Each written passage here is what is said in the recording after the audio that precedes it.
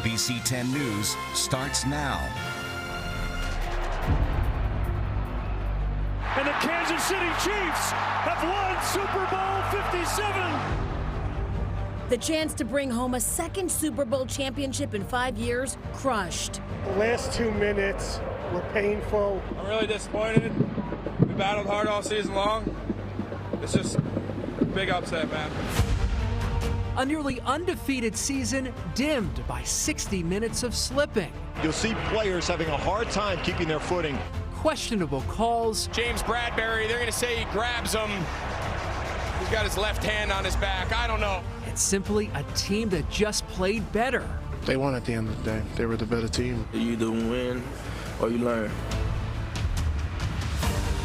And now, 7 months later, the Birds are flying into a new season with a fresh slate, big expectations, and their sights set on redemption.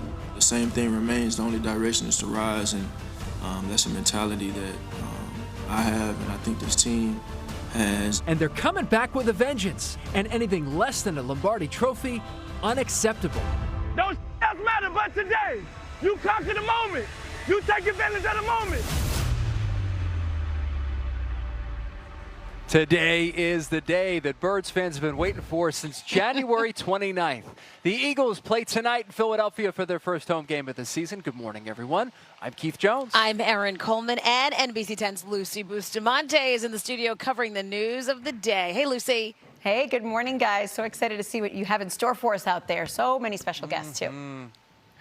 Absolutely. Yeah, this is the magic hour. Absolutely. Right? Can't wait. Hey, let's take a look at NBC 10's starting lineup for today's coverage.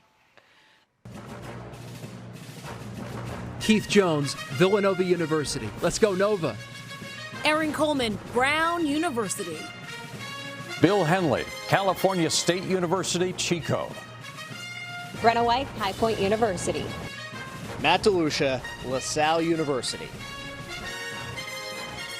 Let's give you a live look inside Lincoln Financial Field. Right behind us, the end zones, the midfield logos, they're painted, they're ready to go. Yeah, I'm feeling it. You know, it really feels like football weather out here, too. We know the tailgate forecast is literally just as important as the game forecast. 100%. Who are we kidding, right? NBC 10 First Alert meteorologist Bill Henley is standing by in the studio. It's feeling like football, Bill. It really is. Cooler. There are no issues today. It's going to be great during the day, so whatever you... I'm surprised you guys aren't tailgating. Where's the setup? Come on. Fire up that grill. It's just off camera. It's right, some right there. breakfast burgers, whatever you want. Hey, this morning we've got some clouds that are rolling through. This is a live view from Center City. There are some breaks in the clouds, and they're on the move. They're going to move out, so we'll wind up with lots of sunshine today. And a northerly wind, that's at 12 miles an hour. We like that. That's bringing in the dry air, which has brought the dew points in the 50s. The humidity so much lower this morning. That's resulting in some cooler temperatures. Look north and west. Allentown has just dropped to 59 degrees. And comfortable across Delaware and South Jersey, too, with temperatures in the 60s right now. This morning, sunshine takes over. By 10 o'clock, we're up near 70, then in the mid-70s at noontime, and topping out in the upper 70s this afternoon. That wind will still be coming out of the north-northwest, so the dry air keeps coming in, and that's going to keep all of our neighborhoods comfortable during the day with partly to mostly sunny skies from the Lehigh Valley to the Jersey Shore.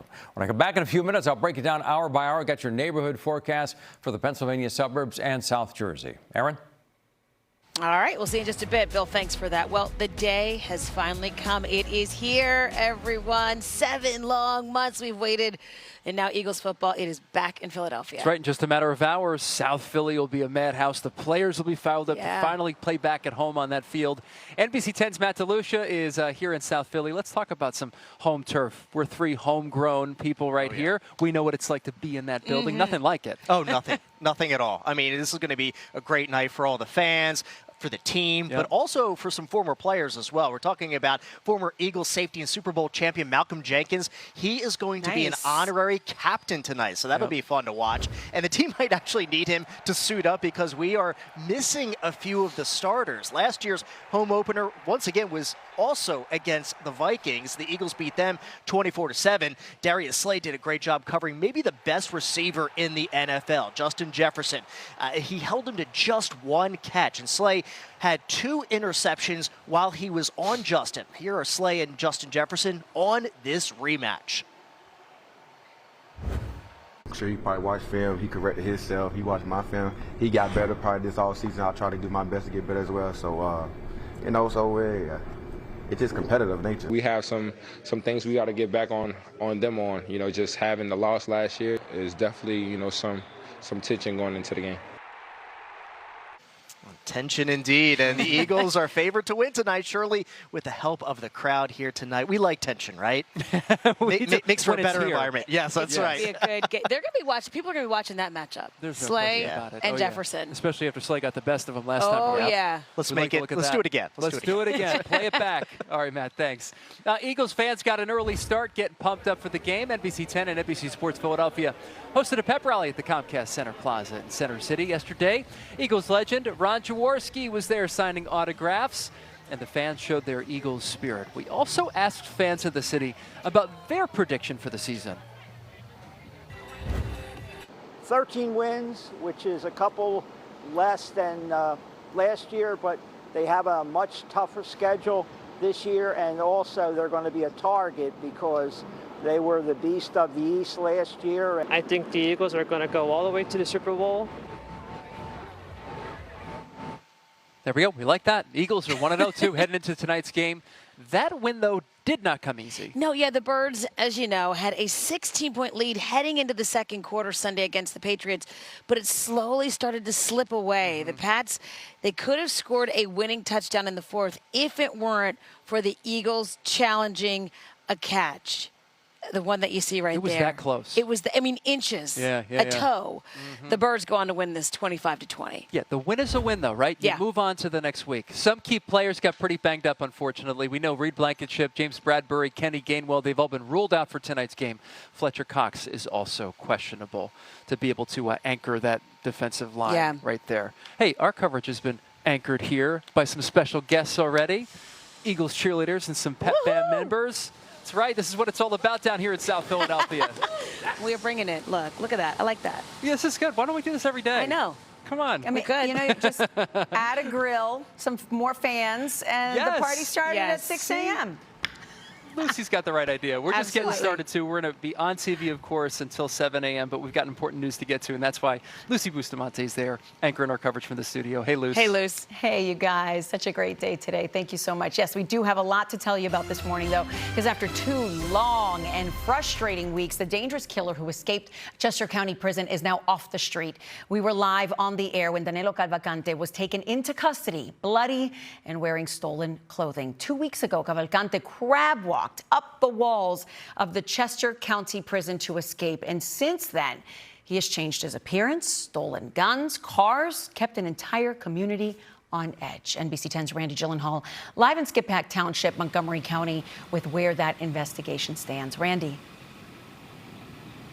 Yeah, so state police say this 14-day manhunt finally ended when they tracked his heat signature from above and then sent in canine and tactical units to finally go and get him. Cavalcante's new home is now just down the road here in Skip-Pack Township at SCI Phoenix. That is a state-level facility, much more secure than the Chester County jail he was at. And this morning, we're also learning more details about what he was doing for those 2 weeks and how he eluded capture. According to U.S. Marshals, during a post-capture interview, Cavalcante said he survived the 2 weeks by eating stolen watermelons from a farm, and he said he also avoided law enforcement by hiding during the daytime. Cavalcante said he planned to use that stolen rifle he obtained to eventually carjack somebody with hopes of getting to Canada. He had plans to do that within about 24 hours, so it's a good thing state police caught him just in the nick of time with help from Border Patrol and U.S. Marshals, as police are now learning just how he managed to elude them for so long. His normal pattern was to travel in the late evening, earlier overnight hours, seemed to like to travel via creek beds. He liked other paths of less resistance, wood lines, power lines, gas lines, that type of thing. Well, in that interview with State Police, Cavalcante also detailed a few close calls that he had as he was laying on the ground hiding. He says some tactical teams came within a few yards of him, almost stepping on him, but missed him a few times. Finally able to get him there in South Coventry Township yesterday about 8 in the morning. He will now face additional charges, according to the State Attorney General, including escape charges, while still facing that life sentence he was convicted for killing his ex-girlfriend. For now, we're live in Skippack Township. Randy Gyllenhaal, NBC 10 News. All right, thank you, Randy. And just to clarify, it was only one gun in one van, not more than one of each. All right, stay with NBC 10 on air and online as we learn what comes next for Danilo Cavalcante. And make sure that you have the NBC 10 app for extensive online coverage. Skyforce 10 was overbreaking news in Chester County. Crews are battling a fire in Oxford. This is 3rd and East Locust Streets. Firefighters were called there late last night for a fire at an apartment building, but the fire spread to several other buildings. Again, this is Oxford in Chester County, not far from Lincoln University. We still have no word on injuries, and it's not clear yet how that fire started. All right, let's talk to Bill Henley now because 67 degrees on a football home opener day. Yeah, we're right on target. Well, if you look outside right now, you say, oh, it's cloudy. Sure. Is that going to be a problem later on? The answer is no. Okay, good. These clouds are moving through the area, and they're going to clear out. There's a little bit of a breeze. You can see that flag waving in front of the camera. This is our Valley Forge tourism camera. The clouds are starting to break. They're moving through dry this morning, so you don't need to worry about an umbrella. We're at 63 degrees. That wind out of the north at 8 miles an hour, and that's brought this number down. The dew point is lower, which means the humidity is lower, and you can feel the difference this morning. A really nice start. Downingtown, you're at 62, 64 right now in Phoenixville. There are some cooler neighborhoods, right at 61 for Kilbertsville and Quakertown, while at 65 in New Hope and Holding. Sunshine takes over. What a beautiful day. 72 degrees at noon, and then mid-70s this afternoon. The humidity stays low all day. Those feels like temperatures in the mid-70s, so equal to the actual temperature. You can see the clouds over South Jersey, 65 degrees right now. The humidity has dropped, and that's the only thing that's dropping. These clouds are coming through dry through South Jersey, and they're going to move right on through and out of here. By 10 o'clock, it's a bright sunshine and 69 degrees. Upper 70s this afternoon. The humidity stays low right on into the evening, dropping down into the 60s by 8 o'clock this evening. Beautiful weather ahead for tomorrow, but the wind will be picking up as Hurricane Lee passes well offshore. We'll talk about that. Look at the full weekend forecast when I'm back in just a few minutes. But first, Sheila Watko's got an update for you in the First Alert Traffic Center. Morning, Sheila. Thank you so much. Right now, we're going to take a look at some construction in the area that we're still dealing with, starting in Delaware 95 southbound between 273 and the Chapman Road overpass. 2 left lanes are closed. On the Turnpike, we still have a lot of road work out here as well. Westbound between Route 29 and Morgantown, and eastbound between Downingtown and Route 29, the left lane is closed in both of those areas. Left lane also closed eastbound between Willow Grove and Ben Salem. Overall, though, those drive times still looking good across the board. No delays on the Turnpike. Still just about 25 minutes or so in either direction. A little slower on the westbound side right now. That's between Route 1 and Valley Forge. No crashes, which is the good news. I'm going to toss it back now to Keith and Aaron near the link. Hi, guys. What's going on, Shields? Got a lot going on here. Of course, we have the cheerleaders. You got the pep band. Our live team coverage continues ahead of the Eagles home opener, continuing all morning long. Yeah, also 2 decades at the link. Oh my God, I'm so excited. Hard to believe that we witnessed 20 years of high. We're looking back at some big moments involving the link and the move from the vet. Stay tuned. E-A-G-L-E-S, Eagles! Go Birds! On the road to victory. Welcome back here on NBC 10, your official station of television of the Philadelphia Eagles. I can't even talk and think because of what's going on behind us right now. There's a live picture where you want to be tonight. Lincoln Financial Field, home of the Eagles home opener. The Birds taking on the Vikings. We are so pumped up, and we gotta wait for it. Wait. E-A-G. There you go. There we go. There Excellent job, guys.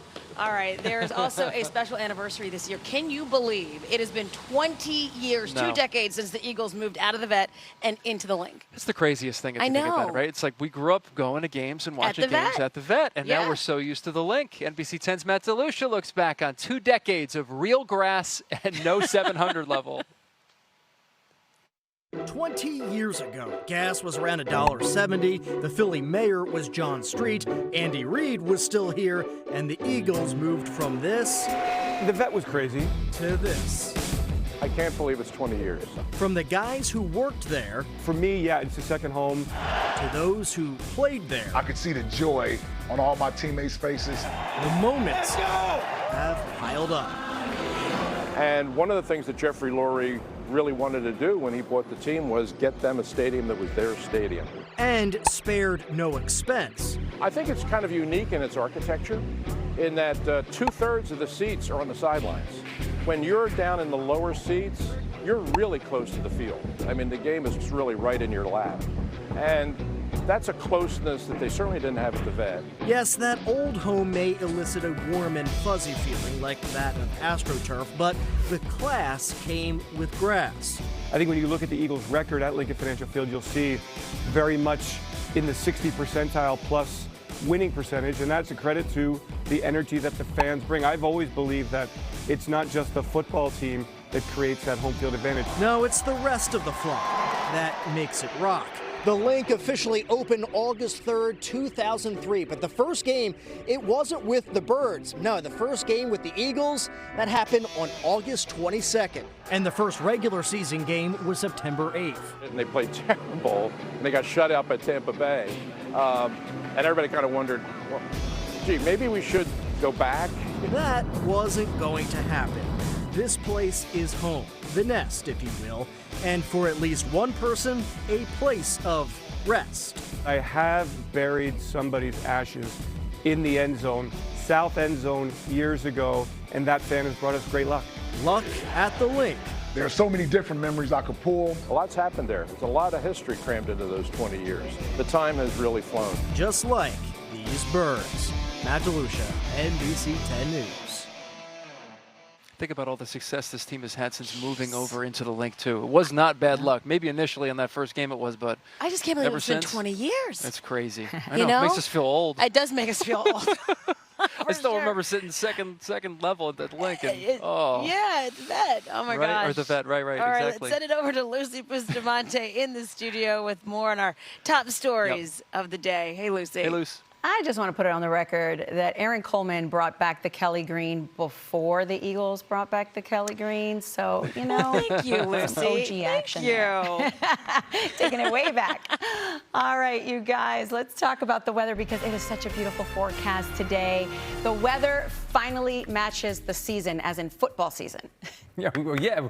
This, I guess, is for us. It starts today, really. There you go. In Philadelphia, it's going to be a beautiful day. We've got some clouds that are moving through the area this morning, but don't worry, these are going to be heading out. In fact, they're already starting to break. That's a live view from our KYW News radio camera. They're moving through without any wet weather, so you can leave the umbrella at home. And though the sun isn't up yet, it is coming up in just 22 minutes. We're going to see a lot of that. Clearing skies this morning is going to leave us with sunshine for days of sunshine and temperatures in the 70s right on into the weekend. But during the weekend, tomorrow and Saturday, we got to keep an eye on Hurricane Lee. We will feel some of the impacts as it passes way east of our area. We stay dry, but wind will have an impact in our region. Satellite and radar shows those clouds that are moving through. They're coming through dry. No wet weather, and not expecting any as high pressure, a big area of high pressure is building in the area. That's going to keep us dry today, clear tonight for the game, and clear right on into the weekend. But during the weekend, there's Lee, now a Category 2 hurricane passing to the west of Bermuda and going right almost due north with just a few bobbles in that path. It is a weakening storm, so as it passes to the west of Bermuda, it becomes a Category 1 storm and still forecast to be a Category 1 as it passes well east of our area Saturday morning and then on to Nova Scotia, weakening to a tropical storm or less, to a depression as it moves through the area. What that does for us, even though we'll stay dry, the wind will be increasing, and it starts tomorrow afternoon. Winds gusting to 20 in Philadelphia, but stronger at the shore, so the surf will be an issue. A surf advisory goes into effect starting this evening, and the wind's still blowing on Saturday. They just change direction as that storm passes farther to the north. So we stay out of the wet zone for the the storm and see temperatures in the 70s for most of the weekend, topping out an 80 on Sunday for Philadelphia and for South Jersey as well. And then into next week, it'll be a little bit warmer, but just low 80s for Sunday, Monday, Tuesday, and Wednesday, back into the 70s as we head into next weekend. Heading out the door at 6:20 right now. Let's see if anything is slowing down on the traffic scene. Sheila Watko has the latest. Hey, Sheila. Hi, Bill. Thank you. We're going to start off on 476 near Route 1. Just a few minutes ago, we had a vehicle fire out here blocking 2 lanes. There was a lot of smoke, and then it cleared up very fast. So right now, all lanes are going to be open for you. No delays out there. We are still seeing some residual delays on the southbound side, up to 23 minutes. That's between 76 and 95. We're also dealing with a crash now on the Pennsylvania Turnpike in the same area we had construction a bit earlier. The left lanes are blocked eastbound and westbound between Bensalem and Willow Grove due to that crash. And you can see those eastbound delays are getting a lot higher, up to 50 minutes right now, heading east from Valley Forge over to Route 1 and the opposite direction, up to half an hour. So really slow going out there in both directions. So you're kind of trying to cure cancer? Hopefully. Well, there you go. The balancing act of life. Meet the Eagles cheerleader who's finding big success on and off the field. A behind-the-scenes look next.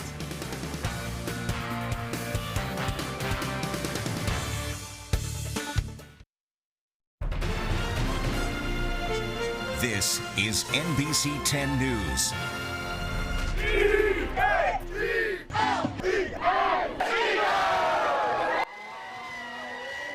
Oh, there we go. It is almost game time. We are continuing our team coverage ahead of the Eagles' home opener tonight. It all goes down against the Vikings. And as the players take the field at the link for tonight's game, so too will the cheerleaders. The 32 guys and gals on the squad go through multiple rounds of tryouts. It is a busy job, but it's only a part-time job. NBC 10's Brenna White met one of this year's rookies who showed us how NFL cheerleaders are making ends meet in a meaningful way. McKenna Higgins' mornings are quiet. So mostly I'm coming in and setting up experiments. She works at this lab at the Children's Hospital of Philadelphia as a researcher. These are different cancer cells that we have from patients with pediatric brain cancer, such as high-grade glioma. So you're kind of trying to cure cancer? Hopefully. McKenna works on a team collaborating with another lab at Johns Hopkins. Their work is showing promise in the fight against pediatric brain cancer. So we're creating therapeutic antibodies that can be used to kill the cancer cells while sparing your healthy tissues. It's a fulfilling job, but it's not her only job, and her other gig is a little louder. When I meet people as a cheerleader, they probably don't expect that I do this, and when I meet people at work, they probably don't expect that I'm a cheerleader. It's her rookie season as an NFL cheerleader with the Philadelphia Eagles. My planner is my best friend. I'm super busy. There's tons of days that I'll go straight from the lab to a cheer event or rehearsal. She and her teammates juggle pep rallies, practice, and performances with their professional lives. There's other girls that are in science like me. There's nurses, teachers, historians. Because their work on the sidelines doesn't exactly pay the bills. It's a passion they're grateful to share with Birds fans all season, hopefully a long one. I'm super confident in our coaches and staff, and I can't wait to see where the players take us this year. Then when the confetti clears and the offseason begins, her focus will still be on a fight. These are HEK293 T cells. That has nothing to do with football. I don't know when cancer will be cured, but I know that we're making progress. In South Philly, Brenna White, NBC 10 News. Oh, such a good story. Right, and look who we have with us Look right here, who it McKenna is. Higgins. Hey, McKenna. Hi. McKenna, so you're on a team curing cancer and also on a team that's right in the wings here cheering you on, which is so great as part of an Eagles, the Eagles organization. What is that like for you to work these two worlds? It's really incredible. Honestly, at times it might be more similar than you think because they're both really collaborative and creative spaces, and I just feel really lucky to be able to pursue both passions at once. Wow, and we know you're ready for tonight. Oh, I'm so ready. Let's get it. Let's get it. McKenna, thank you so much. We're so proud of you. And let's send it back to Luz Bustamante, shall we? In the studio with more of the day's top stories. Hey, Luz. Morning, Luz. Listen, more women in STEM doing amazing things like that, and it's so cool to see that she's just one of our own. Right That's here. awesome. Great She's story. awesome. All right, guys, feeling back to normal in Chester County with Danilo Cavalcante back in custody. But the saga does not end with a successful search. What investigators are now learning after the capture.